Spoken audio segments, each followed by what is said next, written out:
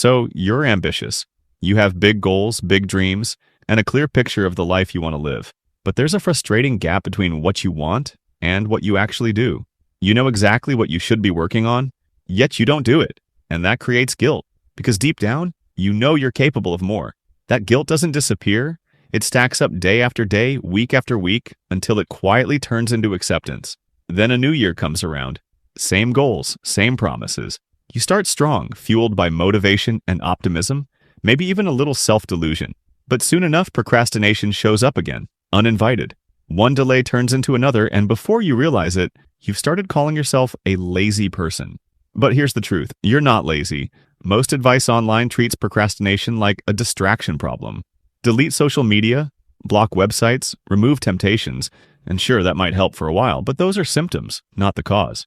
The real problem can be explained in one word: inertia.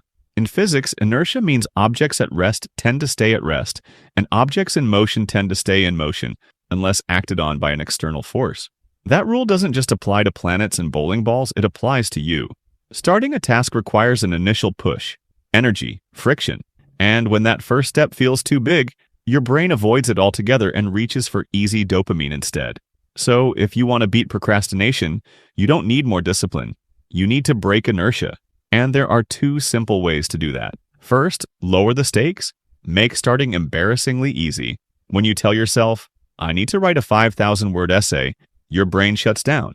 That task feels heavy. But if you say, I'll write 50 words, there's almost no resistance.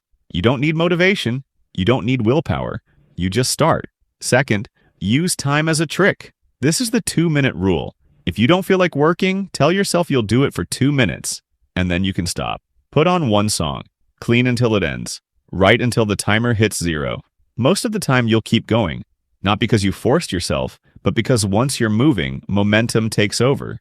At first it feels like pushing a ball uphill, but once it starts rolling, it carries itself forward. That's inertia working for you instead of against you.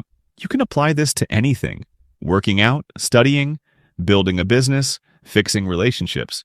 Reduce the pressure. Take the smallest possible step. Start before you feel ready. You don't need to see the entire path. You just need to move.